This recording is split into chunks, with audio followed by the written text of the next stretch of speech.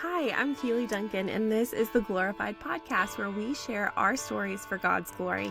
I believe we can glorify God and encourage others when we share how God is working in our lives. We'll feel less alone and connect with one another as we realize we all have a lot more in common than we think. And when our stories don't mirror each other, we get to learn and grow in understanding and in empathy for one another, so we get to love each other better. I'm so glad you're here. Let's get started. All right, today we get to talk with Jessica Rice. She is the communications director at Renaissance Church in New York City, a church she planted with her husband 9 years ago. She is a mom to 2 boys and a blogger at storiedandstyle.com, where she shares inspiration for living your best story. Jessica, thank you so much for being here today. Thank you so much for having me. Yeah, you have one of those stories that a lot of people hear and they say, wow, or they say, only God. And it's certainly not all sunshine and rainbows. And it's a story of grief and loss, but it's also a story of love. And would you just kind of start by telling us about the last 15, 16 years of your life? Yes, of course.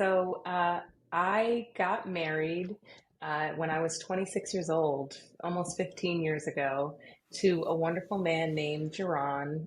He was 29, and we just kind of had one of those beautiful storybook weddings. I often say we got married outside in this grove right next to this historic mansion. And even as we were saying our vows, it's like the deer seemed to come out from the woods and like take a peek. And the whole thing just felt Yeah. very magical, surrounded Mhm. by 175 of our closest family and friends. And just people coming up to us, just talking about how it felt like God had brought us together and how beautiful our love and our story was. And so we were definitely in the stages of newlywed bliss. And it was just a couple of months after getting married that I had come home one day from work. Jarron had been home and greeted me with excitement as he normally did. And then he was going to take his godson who had been visiting us home. And so he was with a friend and they were going to actually take their motorcycles. He loved riding his motorcycle. So they took the godson home and I just kind of chilled on the couch, kind of unwinding from the day. So it wasn't long, maybe a couple of hours after that, where the doorbell rang, and I had no idea who that could be. It was a little after 9 p.m. And when I opened the door, it was the girlfriend of the friend who had been over at our house earlier that day. And she told me that Jarron had been in an accident while he had been out riding. And of course, like panic just coursed through my body. And she quickly reassured me, don't worry, he's fine. He went to the hospital in an ambulance. I'll give you a ride there. We can go see him. He's fine. So I was like, okay, took a deep breath, hop in the car. We get to the hospital. We get checked in. The friend who had been with him kind of explains that he was in bad shape, that he had been complaining about maybe some chest pain and he had had maybe a broken foot, but that he was going to be okay. So I'm like, all right. But after checking in, they move us into this family waiting room as opposed to the general waiting room. And the nurse who is attending to our group, me and a couple of Jerron's friends who had been out on their motorcycles with him, he's just really somber, this nurse. He's talking to me and he's like, I just really need you to be strong right now. And I'm kind of confused by that statement. I'm like, yeah, okay, I can be strong. That's fine. I can be strong. But clarify for me, like, what do I need to be strong for? Because aren't we Mhm. talking about a broken foot or something Mhm. like that? And the nurse says to me, no, I need you to be strong because they're doing everything they can to keep him alive. Mhm. And so at that moment, I pick up the phone. I call my mom, who lives in a different state up the road, 3 hours up the road in New Jersey. And I said, Mom, we have to pray for Jarron. He's been in an accident. And so we pray. And I get off the phone with her and I turn to the friends who are in the room and I'm like, Jarron is going to be okay. And I'm just so confident of that, so sure of that, because I'm like, this man, he has so much to live for. He's like kind of at the top of his game in terms of Right. just getting married and just got promoted and just bought a home. And all the things that he wants to do, all the things that lay ahead of him, there's just no way that this can be the end of his story. But it wasn't a few moments later that the surgeon came into the room and asked for me. And I raised my hand, and he said, Jarronn suffered a lot of injuries that caused internal bleeding. We tried to drain that blood and give it back to him, but the strain of that was just too much on his heart. And he was sorry. He was sorry, but Jarronn was gone. And Mm-hmm. I was just in this state of shock. I mean, I jumped out of my Mm-hmm. seat and I was telling the doctor no. I was even pleading with him, like, you have to go back. You Right. have to try again. You have Mm-hmm. to do something different. Um, and again, he was just like, I'm sorry. Yeah. And I mean, it was a blur at that point. People kind of started arriving. I had to call his parents and break the news to them. And I Mm-hmm. mean, it was like my Wow. heart broke two more times, the two Mm-hmm. hardest phone calls I've ever had to make. Right. And eventually that night, I had to leave that hospital. I had to Right. leave that hospital with this new reality of being a 26-year-old widow and it feeling Mm-hmm. like all my hopes and dreams have just been shattered and Yeah. like they were in pieces that I couldn't begin to imagine how I would pick up and put back together. Yeah. Jessica, so what in the world? I can't imagine like having to make those phone calls and you're talking to parents. Yeah, and or leaving, even leaving, because you don't want to believe it's real, right? Yeah. You're just sitting there Right. like you're gonna like come is someone gonna come in and tell me this is like some sort of elaborate joke? Is this just, Yes. like just having to sit in the realness of that? So then moving forward, I guess, how do you process that? What has happened to Yeah. you being a 26-year-old widow? Yeah. Um, I mean, the days after that were just so incredibly hard. I mean, my mother came to stay or visit. My father came to stay with me. Jarron's parents and his brother were around a lot. Of course, we had this influx of people kind of coming around us and dropping off food and praying for us and just trying to comfort us. But it was incredibly difficult to have to plan a memorial two and a Mm, half months after getting married. We right. had like barely had those conversations about even, would you prefer to be buried or cremated? Like Yeah. all of those things, and just really wrestling with the idea of, well, what would he want? Like, what would he even want in this situation? What would make him feel honored? Mm, And truly just kind of feeling so much overwhelm and so much confusion again, because at that point, so much of what I imagined about my future, mhm, who I was, what I'd be doing, the things I mhm. wanted to do, they were so intricately connected to Jarronn. Yeah. And so with him just kind of torn away in an instant, it was like, well, who am I now? And what do I do? And where do I go? And do I stay in this house? I mean, like all these questions were lingering above me. Um, and I lost a lot of weight in like those first 2 weeks because I Yeah. mean, I had no appetite.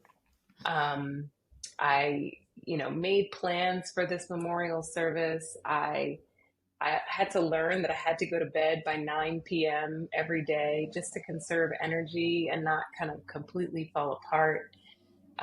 But what I also did in the influx of all the people who were checking on me, I started a blog. Okay.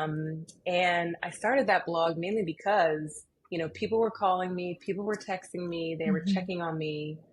And I figured if people can't get to me, or if I don't have the energy or the stamina to respond, at the very least, I can write how I'm doing on the blog, and people can go there and they can kind of see, oh, here's where Jessica is, here's what she's doing.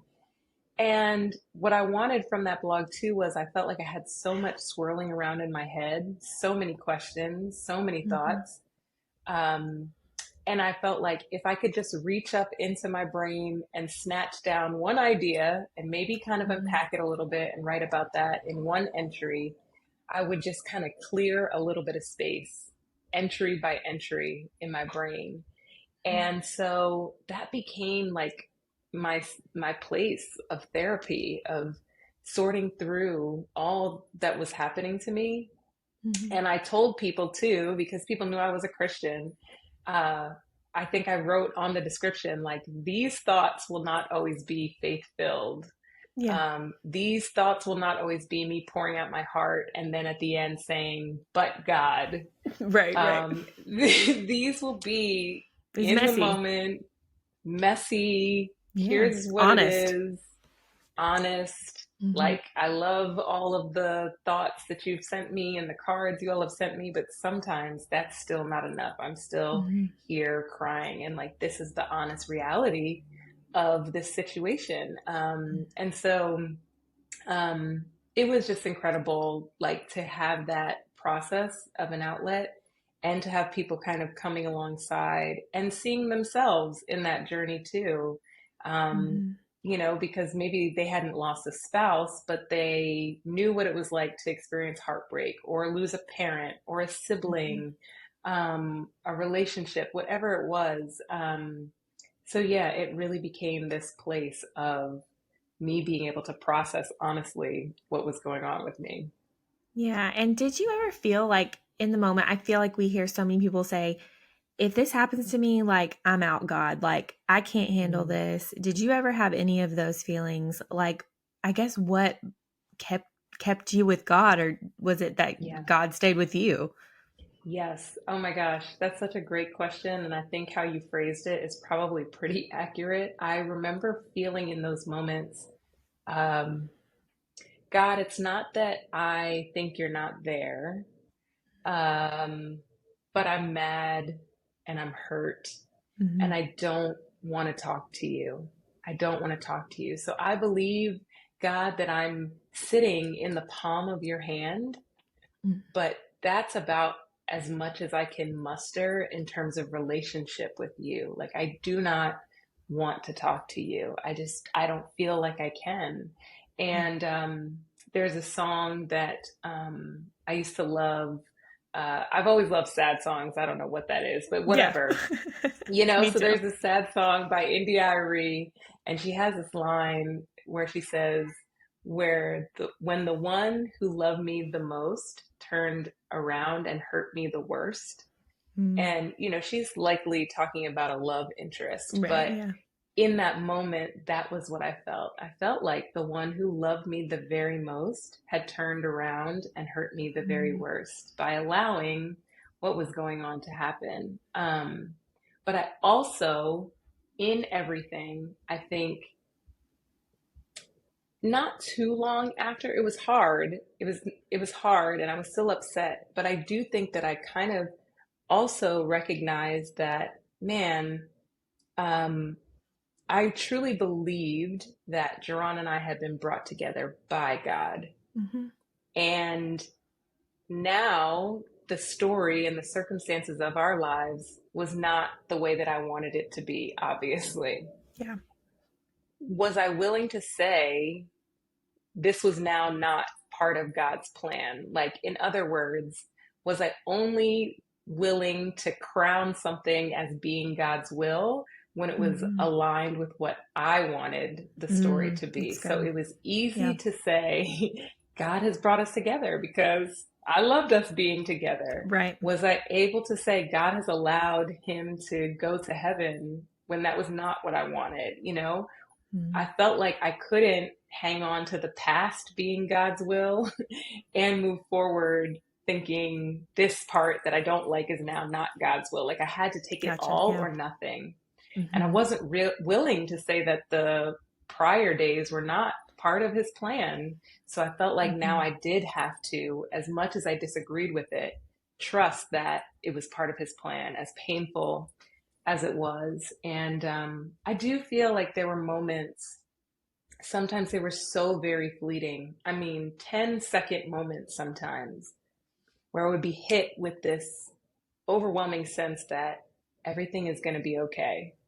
Mm. And sometimes 10 seconds later that feeling would go and like Yeah. the overwhelm and the tears would come right back. But I just tried to hold on to the reality of that feeling, even if I only had it for a couple of seconds, and also trust and believe that there was something to that, that was from God Himself, Mm-hmm. a small whisper of like, hold on, everything is going to be okay. Yeah, absolutely. And I think what you said too is so important, just to acknowledge that we do try and sometimes say, like, but God at the end. And it's so important to take time to grieve, to lament, to sit in it. And really, God can handle all of those feelings, He can Yes. handle all of that. And I think it's really important that you said that. So thank you. Yeah. Um, but then, okay, you're not moving forward, right? Because you're never going to forget Jarronn. You're never going Yeah. to forget that relationship. But I I can't remember. I was listening to, you guys just did a great series on walking with God when it hurts. And Yeah. I was listening to the questions you guys did. Um, and those are on, I guess, anywhere you can find podcasts, I guess. I'll link to Yes. them. I Okay, listened to great. it on Spotify. But you were saying that you don't really, it's kind of like a limb being cut off. You just learn to Mm. move forward kind of differently. Can you kind of speak to that? Yeah, yeah. I think that a lot of times when it comes to the loss of a person, if you haven't experienced it, it's easy to kind of say, well, you have to move on. You know, you have Hmm. to get over it. You have to move Hmm. on. And I think for the people who've experienced a significant loss, I think that kind of language can kind of feel like a bristle. You know, it's like not, it just doesn't feel like it really captures the experience. Hmm. I think what actually happens is like that loss does stay with us. It's just more Hmm. so that we learn how to navigate the world in new and different ways. So, Yeah. if I were to lose my arm, if it was amputated for some reason, um, it's not like I grow a new arm, Hmm. but it is that I learn to move and operate in the world in a different way. Sometimes I maybe even have moments where I'm moving through the world and I kind of forget that my arm is not there. Sometimes I look down and I'm like reminded, oh no, it actually is gone. But Hmm. I've learned how to do more with my other arm and I've learned how to move in different ways. And so uh, I've I've seen diagrams recently that I also think are so good in that it's like a circle which represents the grief, and Hmm. people often think that that circle gets smaller over time Hmm. as we move away from our grief. Yeah. But actually, what's happening is the circle of the grief stays the same. It's just that additional larger circles of life and experiences are being built around that circle. Yeah. So your life is expanding, but the grief itself isn't necessarily diminishing, if that makes sense. It's just that there's Yes. more things happening all around it, but it Yeah. stays with you. And so I think that's like the best way I can Yeah. think of Yeah. how it feels. Yeah. Yeah. I've seen that, and I've seen it's like your grief stays the same and then the jar that you contain it gets bigger, if that makes sense. Kind of Yep. same Yep. idea. Yep. Um, but then, okay, I think some people might hear that, and even maybe you did feel really fearful. Okay, that loss Mm, was so sudden. Did you have any fear? We yeah. all know we can't, no one can live forever. Um, Yeah. everybody we love at some point will move on. But did you experience fear right after his passing? Yeah. I think that I think I was so uh, confronted with the Hmm. reality of the fragility of life in those Right. moments, right? That Hmm. someone can be there one moment and then gone the next. That Yeah. I did question everything. I mean, I remember Oh, yeah. taking a flight to Jamaica where my mom has a home and it's always been like a place of healing. It was even the place where Jarronn proposed to me.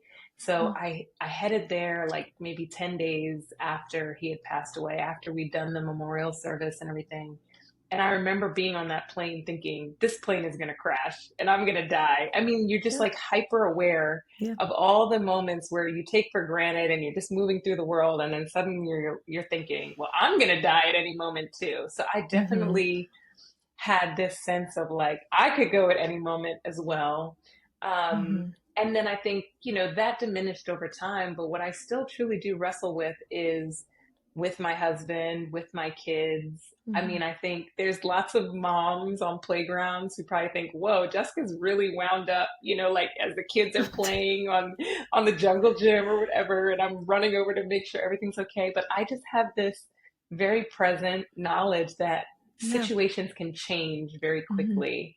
Mm-hmm. And that has kind of stayed with me. I often have to bring that before the Lord. I often have to Mm-hmm. pray through it. I often have to remind myself of my presence in this moment, that being all that I have, God, not giving me a spirit of fear, but of love Right. and sound Right. mind, right? So it's definitely something I have to invite God to meet me in, Mm-hmm. to reassure me. But yeah, it's like the lingering effect of the shock of that moment, even though it's been 15 years. Right. Right. Yeah. And as we're like walking with people who are grieving, who are suffering, I know I have been the bad friend. I've said the wrong thing or I've tried to fix the situation. What can we do as Yeah. friends or family that are sitting with those who are suffering and grieving? Yes. Such a good question that I get asked so much. I mean, I Hmm. think I think first I want to extend grace to anybody who feels like you, Keely. Like Yeah. it's very normal to not say the quote unquote right thing because Hmm. the reality is if someone is dealing with some significant loss, there's very few things that can be the Hmm. right thing. True. There's nothing we can say to bring a person back, Hmm. so it's a hard situation and people who are in that crucible, they're like, they have kind of sharp edges and it's just like Hmm. hard. We feel that, the reality of that.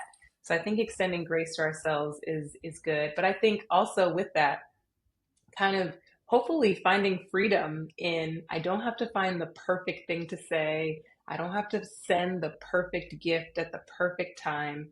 Hmm. But I really want to focus not necessarily on making this person's pain go away, but I Hmm. want them to feel less alone in Yeah. their pain.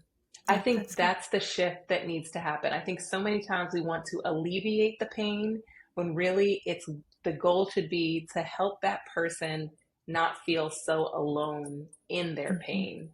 And that can look like a lot of different things. That can be to just come over and sit with a person, um, and talk about anything, or, something of substance or not, watching a basketball game, laughing if the person is up for laughing, crying if the person is laughing. It could be, sending a gift card for meal delivery service so that person doesn't have to put so much brain power into making their meals, dropping off some food. Hmm. It could look like doing things around their house if that's become so like hard, paying for the cleaning service so that people can have a little bit of peace. The biggest thing that I often suggest to people is just choose or try something. Hmm. We can get so paralyzed by, again, trying to find the perfect thing and make the best decision. And it's like, sometimes people send me things that I didn't necessarily want. Like maybe it was a food item that I didn't Yeah. eat, but the fact that I was less alone because I was thought of and I was being prayed for, that was a tangible reminder that someone was thinking of me and praying for me and loving me. That made a world of difference. So Yeah. I think that's the biggest thing is how can I be present to someone, in, a practical way and give space for them to grieve however they might be grieving. So Yeah. even I'll say one last thing, like even if it's dropping off the food, being sensitive. Does the person want to talk or does the person just want to take that Hmm. food and eat in peace? Just Yeah. like really following the lead of the person. It's okay to ask directly, could I do this? Would this be helpful? And let them respond to you and give you guidance on what's most helpful for them in the season that they're in. Yeah, no, that's so good. That's so helpful. Thank you for sharing that.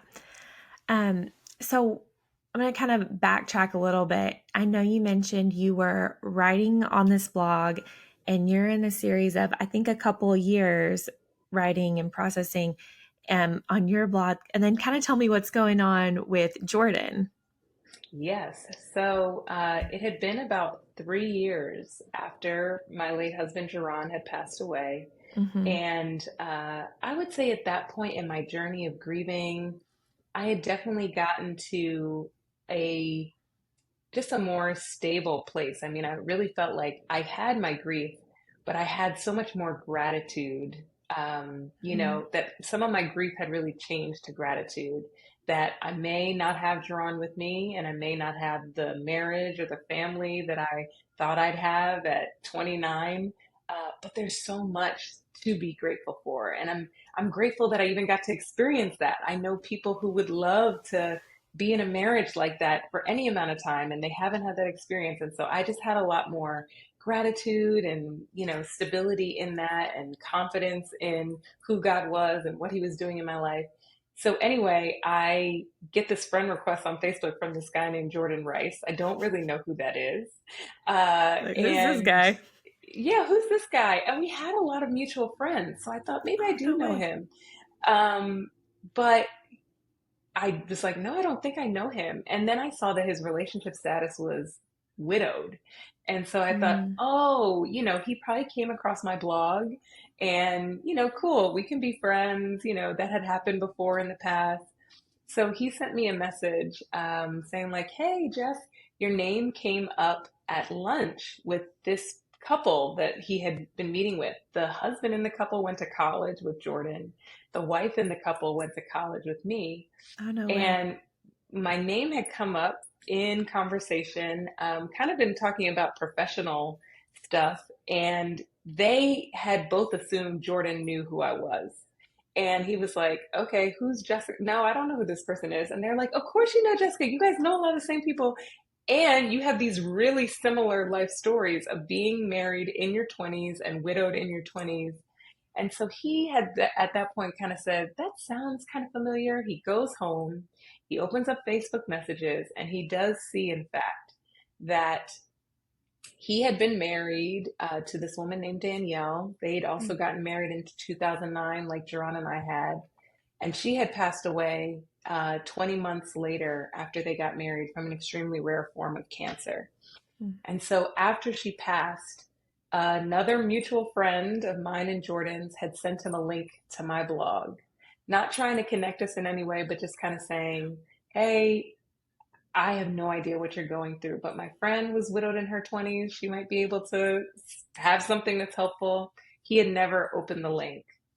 Mhm. So, this moment that we're talking about of him sending me the Facebook friend request and message is a whole year and a half later, Wow. and he's found the link to the blog, he's read through it, he sent me a friend request, and we start exchanging messages. And we're kind of talking about Jarronn, we're talking about Danielle, we're talking about our interests, and kind of hit it off going back and forth for a few weeks. And then I was living in DC, he was living in New York. He told me he was going to be in New York to hang out with some friends, so it would be cool to meet up for coffee or whatever. I said, that sounds good. Lo and behold, he had no plans of being in DC. Like, once I said yes, he hops in the car and he's like calling friends, hey, bro, can I stay on your couch? Because I'm like going to meet this girl. We meet up and we That's sit and we talk hilarious. for like 5 hours and Wow. share each other's stories, cry at each other's stories, talk about that whole process of from grief to gratitude and grace. And it's all grace. And we got married like 10 months later. Wow. Did you even think, like, when you met Jarronn and you automatically hit it off, was there any part of you that knew, like, hey, I could get married again? Or, like, were you ready for that? Were you expecting that? The biggest thing was, I thought that I would get married again by that point. It took me a Mm-hmm. process to get to even, I'll get married again. But at that Mm-hmm. point, before meeting Jarronn, I had gotten there that I was going to get married, but I don't think I thought I would be as excited about my Mm. person in the way that I had been about Jarronn. I thought, Yeah. like, I wanted to have a family. I would love this person, but I don't know that I'll genuinely be as excited and over the moon as I was. And then I met Jordan. And after our first meeting, and he left, and I mean, I out loud said, wow, God, because my mind was just so blown that I could feel so strongly, not only for a person who I'd only met in person for a few hours. I'm like, what the heck is going on? But also just, wow, like, I do know what it's supposed to feel like, and you're making this happen again, and I cannot believe it. And I'm so grateful. And, it's the reason why the inscription on his wedding band is Ephesians 3:20, that Yeah. God can do exceedingly and abundantly beyond what we could hope or imagine. And yeah, Yeah. I mean, us meeting and falling in love is just such a testament to that for me. Yeah. And that's just like, yeah. I mean, you are living that verse out. I mean, makes perfect sense that it's on his ring. Yeah. And Yeah. so is that the thing you would say that when you look back over your story that, and I kind of had asked, what do you know about like God and love? Is that it, that he can do more than we ask or imagine? Man, that is certainly such a core thing that God can do exceedingly, beyond what we can imagine. And also that, sometimes we don't realize how close we are to some kind of different story. Like you're Mm-hmm. one yes away from the amazing job, or you're one yes away from the amazing relationship, or whatever it might be. Like sometimes we're closer than we realize. Yeah. Um, but I think the biggest thing about God is that I've taken away from everything is in the moments where it feels really disappointing and heartbreaking, as long as there is breath in our lungs, it means that the story is just not over. God is always at work and is writing this story, and a lot of times we just have to be patient to see how he's going to write it. We've come to this place, this twist and turn in the chapters, and we're like, yo, this does not make sense. Yeah. And God is saying, I'm not done. I need you to go with me, maybe several chapters. Um, and I'm gonna like make something beautiful. Doesn't mean the pain will all go away. Like I said, the grief Mm-hmm. stays with us, Mm-hmm. but is it beautiful? Yes. And so just stick with me because the story isn't finished yet. It may feel like it is, but it's not done. So that's the biggest thing that I've learned. Yeah, Jessica, it's so good. I'm so grateful that you shared that. And of course, like I feel like I can't quite let you go without mentioning Renaissance. So like you and Jordan get married and then you start a church. How did that happen? Yes, like a whole year later. I know because I'm the woman who falls in love with the man who's already committed to plant a church. And so I just kind of jump in. Yeah. And yes, we launched our church in Harlem a year after we got married. The church will turn 10 later this year. Oh, And congratulations. That's thank amazing. you. Thank you. That's It's been amazing. an incredible journey. And I think, to be honest, our stories of suffering have been so formative in the community that we've built. I think you will hear a lot of people at Renaissance talk about it being this unique space where we hold the tensions of life together, where we acknowledge the real pain and sorrow and sadness that many of us are dealing with or that we're witnessing around the world, and the hope and the joy that we find in Jesus, and that both of those things can be kind of coexisting, and God meets us in all those things. So it's definitely this place where we don't put neat little bows on everything. We allow Yeah. people to really explore all of that with God. And it's been beautiful and really helpful for us as we're this really diverse community. And yeah, it's just been amazing to see how there's been redemption from our stories in that too. Yeah. And I will say, you and just mentioning that, and me being an onlooker just from social media and the occasional, sermon I'll listen to. I know during COVID when we were home, I would like be like, all right, well, like what are we going to listen to I this know. week? And Which we'd be church like do I want to Renaissance, go to? but we would put on Renaissance. We were also, well, we were kind of in the middle of transitioning churches. So Yeah. that's when we were like, okay, like I don't know, I guess we'll attend online. Like it was just one of those crazy Yes. times.